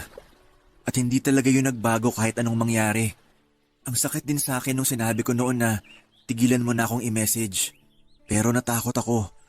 Natakot ako na baka hindi mo kayanin. Mahal mo ko pero natakot ka. Hindi ko kakayanin. Hindi kita naiintindihan. Pero ito ha, totoo rin to. Mahal din kita, Elmer. Wow, ang sarap marinig nun. So, ibig sabihin ba nito, tayo na ulit? Depende. Kung hindi ka aalis bigla after 1 week at sabihan ako ng, "Stop bothering me!" Ay, grabe ka. Sorry na. Hindi na mangyayari yon, okay? Mwah.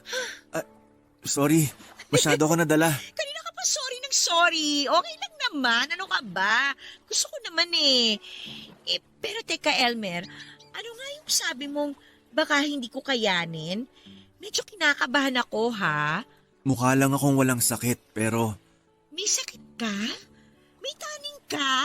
loko ka, hindi ganon. May mild autism ako at ADHD. Ha? Seryoso ka? Pero alam mo, hindi halata ah. Kasi nga mental condition naman siya. Mahirap pero wala na akong magagawa. Nandito na to. Nasa sistema ko na. Alam mo, hindi lahat ng laban kailangan mag-isa. Kung kaya mo akong mahalin sa imperfections ko, kaya ko ring mahalin yung lahat sa'yo. Elmer, hindi ka pabigat. Nasasabi mo lang yan dahil hindi mo pa talaga ako nakakasama ng matagal. Nako, baka mag-ibang tingin mo sa akin. Pero gusto ko lang sabihin sa'yo na ikaw lang ang nagpapalakas sa akin. Naiintindihan ko. Lahat tayo may mga pinagdadaanan. Hindi ko naman kinakailangan maging perpekto, di ba? Kaya ko namang suportahan ka. Gusto ko rin na mas maging buo ako. Tsaka ikaw din. Siguro magiging tama yung sinasabi nila na love will conquer all. Na makakayanan natin lahat. Na makakayanan ko kung ano man yung kondisyon mo. Pag-aaralan ko kung paano ka i-handle. Sana lang di mo ako iwan kahit gaano pa kabigat ang dala ko. Gusto ko talagang magtulungan tayo. Hindi kita iiwan, Elmer. Sigurado ako na kaya natin to. Basta magtulungan tayo, walang imposible. Salamat ate. Ay, bakit ate pa rin ang tawag mo sa akin? Huwag na yung ate! Anong gusto mo? Let me think. Dear na lang kaya? Wow, vintage vibes! Sige na nga, dear! Basta dear na tayo pagdating natin sa Manila, okay? Sige na nga, dear na!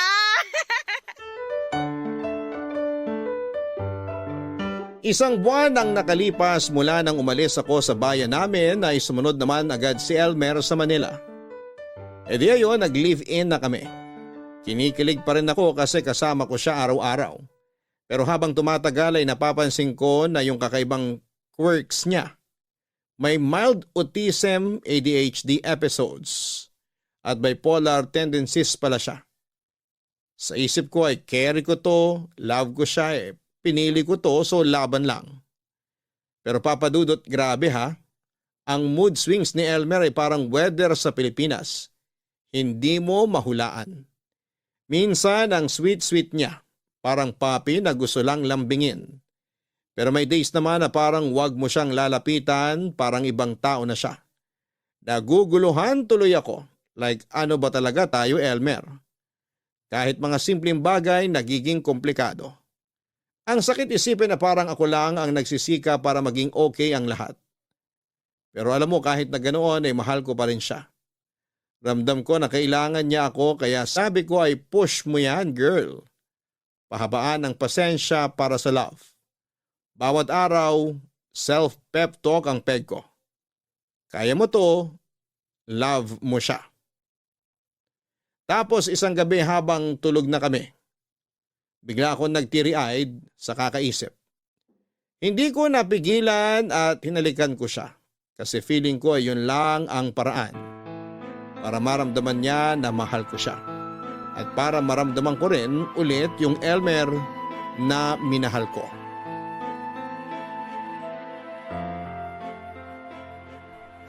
Ano ba?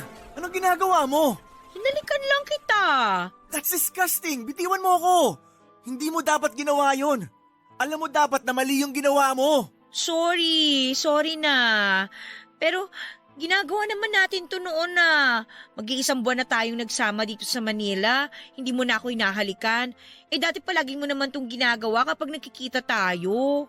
Hindi ka makapaghintay? Alam mo namang marami akong iniisip. Marami akong problema. Gets ko naman. Namiss lang kita. Namiss ko yung kausap ko dati. Nagsasama nga tayo sa iisang bubong pero parang ang layo-layo mo naman. Parang may malaking harang na namamagitan sa atin. Gusto mo may mangyari sa atin. Sabi ko naman sa'yo na maghintay ka lang. Darating din tayo dyan. Hindi naman sa ganon. Nasasaktan lang ako because you're near yet so far. Pwede bang wag mong i-justify ang ginawa mo? Mali yun. Dahil walang consent yun. Ano pala tayo? Bakit tayo nagsasama sa iisang bubong? Alam mo, dear, naguguluhan ako. Hindi ko gusto ang ginawa mo. Kasi naman simula nung nandito na tayo sa Manila, I'm hoping that everything will be okay. Pangit ako, gwapo ka, oo, alam ko naman yun. Parang ang hirap sigurong paniwalaan na pwede tayo. Nagsimula na tayong bumuo ng buhay dito, di ba? Alam kong hindi perpekto pero hindi ba mahal mo naman ako? Hindi ko na alam kung pantasya lang ba itong lahat na nangyayaring ito. Hindi mo dapat sabihin yan. Hindi yan ang issue. Ang issue dito, hinalikan mo ako habang wala akong kaalam-alam. Tulog ako. Walang consent. Pero naghalik ka na naman tayo before. Anong pinagkaiba nung ngayon? Kasi noon ginusto ko. Ngayon, pinagsamantalahan mo ako. Magkaiba ang ginusto at sa hindi. Ano? Hindi kita pinagsasamantalahan, ha? We're living together. Magkasama tayo sa isang bubong. Ano ka ba? Bumubuo tayo ng buhay natin together. Nagmamahalan tayo. And I'm frustrated na hindi man lang kita makausap ng matino. Para bang ibang tao yung kaharap ko. Tama na. Matutulog na lang ako. Wag mo akong hawakan. Elmer? Diba sabi ko tumigil ka na? Walang patutunguhan yung mga sinasabi mo. So ano? Ano na ba talaga ako sa'yo?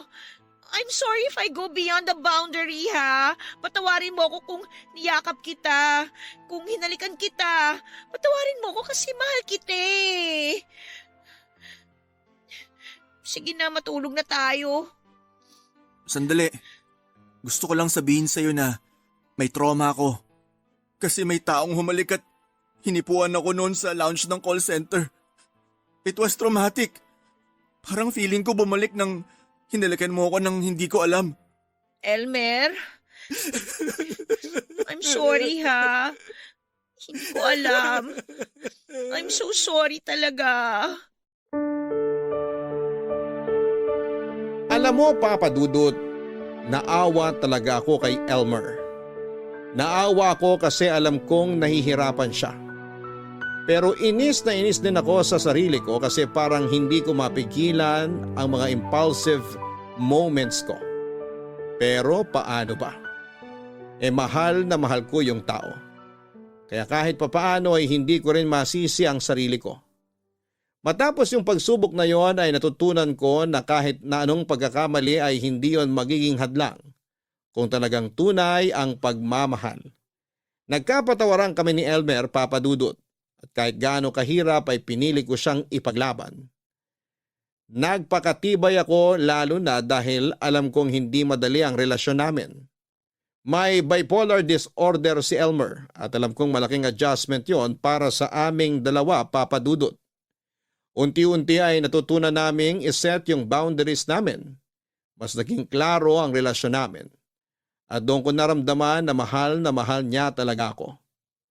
Isang gabi, Papa Dudut, na pag-usapan namin na i-level up ang relasyon namin. Nagsiping kami, ginawa namin sa unang pagkakataon na ipaubaya namin ang aming mga sarili sa bawat isa. Naging iisa kaming dalawa, Papa Dudut.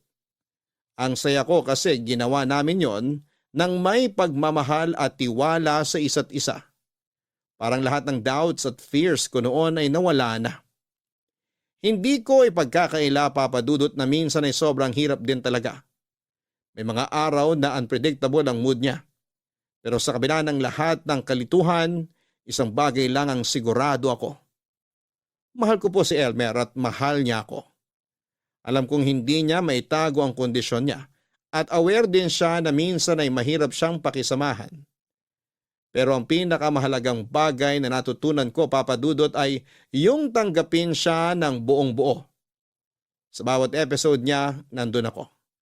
Nakaalalay at handang magtiis. Para sa akin, yun ang essence ng tunay na pagmamahal. Hindi perpekto, pero buo. Papa Dudut, parang araw-araw na lang yatang may tensyon sa pagitan namin ni Elmer. Magkasama nga kami sa isang bubong pero parang wala ng koneksyon. Ramdam ko na hindi lang siya malayo physically pero emotionally rin. Madalas kaming magkasakitan. Hindi man physically pero masakit pa rin sa damdamin. At sa tuwing ganito ay parang pareho na kaming napapagod. Kapag nararamdaman ko na parang inaatake niya ako sa mga salita niya ay hindi ko mapigilang maghanap ng paraan para makatakas. Kaya ayon, Papa Dudut, gumawa ako ng isang bagay na alam kong mali. Nag-text ako kay Nathaniel. Alam ko na kay Nathaniel ako makakahanap ng comfort. Na makakalimutan ko ang lahat ng sakit kahit saglit lang. At hindi lang yon, nagkita pa kami, Papa Dudut. Muntik na talaga akong magkamali. May pagkakataon na parang bumalik ang dati naming samahan. Yung nakaraan namin na puno ng init at tukso. His presence was tempting. Parang natatakam pa rin ako kay Nathaniel. Pero sa kabila ng lahat ng tukso, hindi ko tinuloy. Hindi ko rin maintindihan, Papa Dudut. Habang gustong-gusto ng katawan ko na magpatangay, nasa isip ko pa rin si Elmer, na kahit gaano kahirap ang sitwasyon namin ay hindi ko siya kayang pagtaksilan. Hindi ko kayang sirain ang tiwala niya, kahit na madalas na akong naguguluhan sa mga nangyayari sa relasyon namin. Kaya tumanggi ako makipagsiping kay Nathaniel, Papa Dudut. Alam kong tama iyong desisyon ko.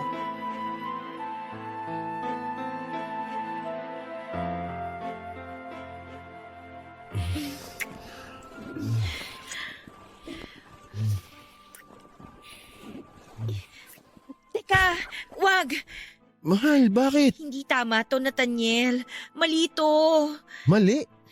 Kaya nga tayo nagkita, di ba? Dahil sabi mo miss mo na ako. Ako rin, miss na rin kita. Pero mali pa rin. Hindi ko dapat ginagawa to. Ano sinasabi mong hindi mo dapat ginawa to? Text ka ng text sa akin. Nagpapakyut ka pa sa mga chat. Tapos ngayon mali na? Ano ba tingin mo sa akin, Ika? Laruan? Nathaniel, I'm sorry. Pero nakukonsensya na ako eh. Hindi dapat ako pumunta dito. Konsensya? Huwag ka nga nagpapadikta dyan sa konsensya mo. Kaya mo bang tiisin yung nararamdaman mo? Kahit di mo aminin sa akin, kulang na kulang ka sa lambing. Ika, ibigay mo na sa sarili mo to. Alam kong gustong gusto mo rin naman to eh. No, wag! Tama na, ayoko na. Ayaw mo na? Ang bilis naman magbago ng isip mo. Ikaw ba bipolar o yung Elmer na yun? Kanina iba sinasabi ng mga mata mo. Ibang iba rin yung pinararamdam sa akin ng mga labi mo. Nasasabihin mo mali to? Ayos ka.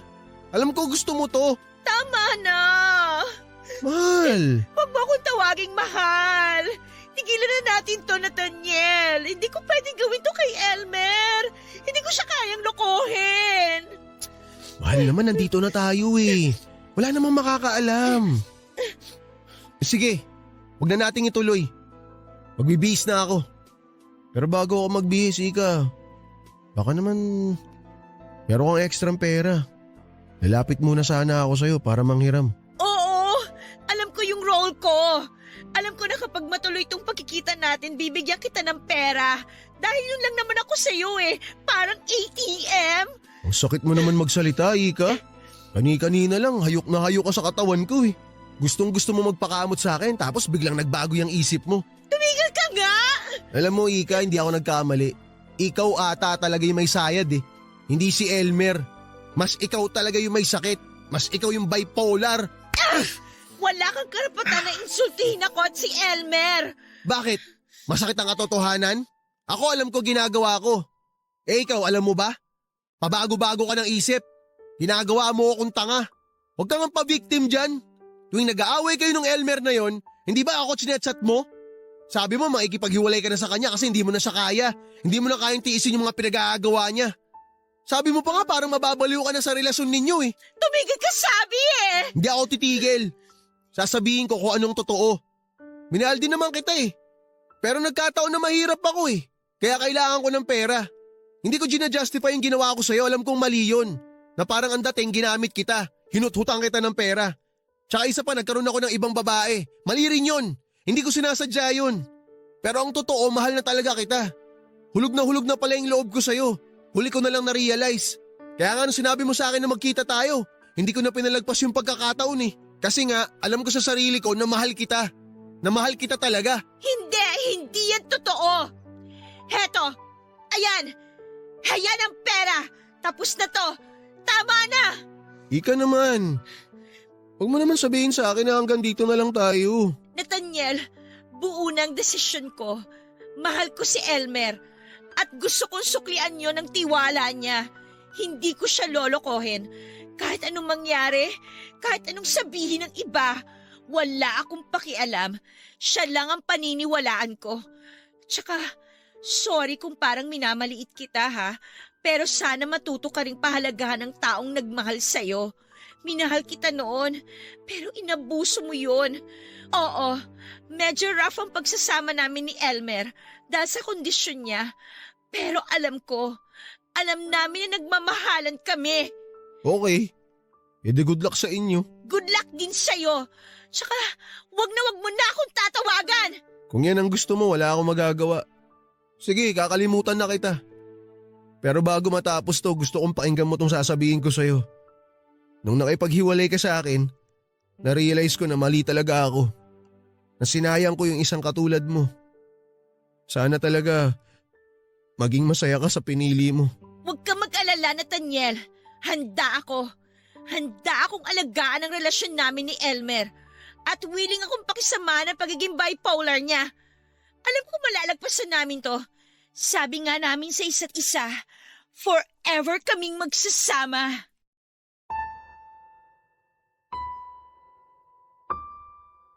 Mahal ko si Elmer. Pero sa totoo lang minsan naiisip ko, paano na ako? Kaya ko bang ayusin lahat ng ito? Parang sa sobrang dami ng problema, nakakalimutan ko na rin kung paano ako dapat alagaan. Pero natutunan ko na may mga bagay talaga na worth fighting for. Oo, mahirap kasi si Elmer may bipolar disorder at hindi biro ang epekto nito sa relasyon namin. Sa simula sabi ko ay kaya ko ba ito? Makakaya ko bang makisama sa ganitong sitwasyon? Napuno kami ng tampuhan, iyakan at minsan ay parang gusto ko nang sumuko. Pero naiisip ko rin na kung mahal mo ang isang tao ay gagawin mo ang lahat para intindihin siya. Kaya isang gabi ay habang nakatulog si Elmer sa kalagitnaan ng pag-aaway namin ay nag-research ako. Napagtanto ko na hindi ko kailangang solohin ito. Kaya't dinala ko si Elmer sa psychologist. Nakakatuwa kasi habang iniisip ko na para sa kanyang lahat ng ito, ako rin pala ang natulungan. Natutunan kong maging mas mahinahon. Natuto akong magtiyaga. Ang cute nga kasi si Elmer ay natuto rin siyang mag-adjust. Unti-unti niyang naintindihan ang sarili niya. Kahit may mga pagkakataon pa rin may mga episode si Elmer, mas nararamdaman ko na may pag-asa pa ang aming samahan. Hindi ko po ipinagpapalit ang mga moment na ito. At natutunan ko po na ang pagmamahal ay hindi palaging madali. Sa tulong ng psychologist, si Elmer ay mas naging bukas at handang makinig. At ako naman po ay natuto ng mga paraan kung paano maging mas matatag sa mga pagsubok. Kaya ko po sinasabi ito kasi gusto kong ipaalala sa lahat na mahalagang mental health. Hindi lang para kay Elmer kundi para rin sa akin. Sa bawat pagtanggap, sa bawat pag-unawa, mas lumalalim ang pagmamahala namin. At kahit na ano pang dumating, si Elmer pa rin ang pipiliin ko. Happy birthday! Salamat sa pa-cake mo, dear. Parang ang mahal nitong red velvet ah. Siyempre, mahal kita eh. Ikaw talaga. Pwede naman yung simple lang eh. Tayo lang naman kakain yan. Tsaka, alam mo na, bawal. Okay, no comment na lang ako.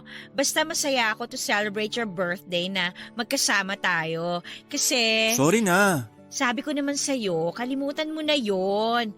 Ang importante, nabigay ko to sa birthday mo. Kaya sa birthday ko, surprise mo rin ako, ha? Nako, ano pa bang wala sa'yo? May career ka naman. Tsaka meron kang, alam mo na, ako. Pera! Maraming pera! Dapat lang talaga maraming pera, no? Basta, magtatrabaho tayo para marami tayong savings. Para makagawa na tayo ng sarili nating bahay.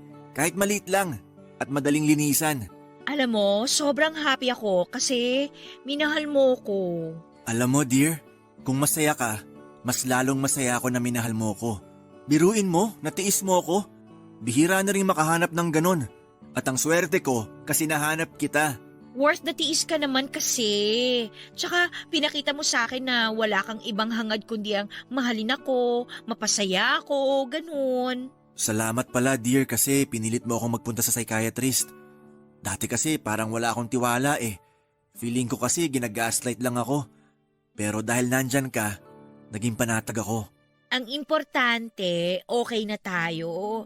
Iniisip na lang natin yung financial security natin. Alam mo, ayoko na maging bipolar ang laman ng wallet natin. Kapag nandito tayo sa Pinas, yan talagang pinagbawal na teknik. Ang mawalan ng laman ng wallet. Kaya nga go, go, go, work lang tayo. Pero inaalagaan naman natin ang health natin. Mahal magpagamot kapag nagkasakit. Siyempre naman. Basta sobrang nagpapasalamat ako sa'yo. Kasi tinanggap mo ako kahit bipolar ako, may ADHD. Mild lang naman pero kapag may episodes, pagpasensyahan mo na lang talaga. Nakokontrol ko na siya, hindi ba? Nag-improve na ako simula nang dinala mo ako sa doktor. Oo naman. Sobrang laki kaya ng improvement mo. At mas lalo ko pang naramdaman ng pagmamahal mo. Kasi never ever kang nag-ask sa akin ng kapalit. Nako, kakain na tayo nitong cake. Ay, teka. Ako na lang ang mag-slice. Konti lang kakainin mo nito ha. Mahirap na. Alam ko. Basta konti lang talagang kakainin ko. Hindi po madali ang lahat, Papa Dudut. Pero sa kabila ng lahat ng pagsubok ay natutunan ko kung paano magpasensya at umunawa sa mga bagay-bagay. Sa pagsasama namin ni Elmer ay masaya akong sabihin na pareho kaming nagtutulungan sa bawat takbang ng aming buhay. Sa amin pong kondo, hati kami sa lahat ng gastusin at syempre nagtutulungan kami sa mga pangarap namin para sa hinaharap. Hindi ko po kayang ilarawan kung gaano kalaki ang pagbabago na nararamdaman ko mula nang magkasama kaming dalawa. Lalo na nang kumonsulta si Elmer sa psychologist. Hindi lang siya nagbigay ng emosyonal na suporta kundi pinaramdam niya rin sa akin na maganda ako. Hindi lang sa panlabas kundi lalo na sa aking puso. Natutunan ko rin pong mahalin siya ng mas malalim at intindihin ang kanyang kalusugan. Pati na rin sa mental health niya. Dahil sa kanya ay naging mas mabuting tawa ko, Papa Dudut. Ngunit hindi ko po maitatanggi na may mga pagkakataong nahihirapan pa rin po ako. Hindi ko po agad naintindihan ang bipolar disorder ni Elmer. Grabe po ang adjustment na kailangan ko. At minsan, ang mga mood swings niya ay mahirap pakisamahan. Kaya nagkakaroon kami ng tensyon. Pero sa mga ganong pagkakataon ay pinipilit ko pong intindihin siya. At natutunan ko rin na hindi ko dapat gawing responsibilidad ang pagpapasaya sa kanya. Kailangan ko rin pong magpatawad sa sarili ko at matutunan kung paano maging matatag para sa kanya. Ngayon po ay nagawa ko na pong yakapin ang lahat ng aspeto ni Elmer. pati ang bipolar side niya. Sabi ko nga ay pahabain ko pa ang PC ko para sa kanya. At sana po sa tulong ng pagmamahal namin ay magtulungan kami para mapanatili ang magandang relasyon. Umaasa po akong mabibigyan kami ng lakas at magandang kalusugan para magpatuloy ang aming pagmamahalan at maging normal ang aming pagsasama sa kabila ng lahat ng pinagdadaanan. Maraming salamat po, Papa Dudut, sa pagbibigay ng pagkakataon sa akin na maibahagi ang aming kwento. Sana po'y magbigay gabay ito sa mga taong may katulad ko na pinagdadaanan at matutunan nilang mag-intindi sa mga tulad ni Elmer. Gusto ko pong makita ng lahat na sa kabila ng mga pagsubok ay may pag-asa pa rin. Ang inyong kapuso at kabarangay forever, Ika. Sa totoo lang, ang mga taong may bipolar disorder ay hindi iba sa atin. May mga pangarap, may nararamdaman at may mga laban din na kailangang pagdaanan. Hindi madali ang kanilang pinagdadaanan. At tulad natin, sila rin ay nangangailangan ng pagmamahal, pag-aalaga at respeto. Hindi biro ang bawat araw na sinusuong nila, lalo na kapag ang kanilang emosyon ay mabilis magbago.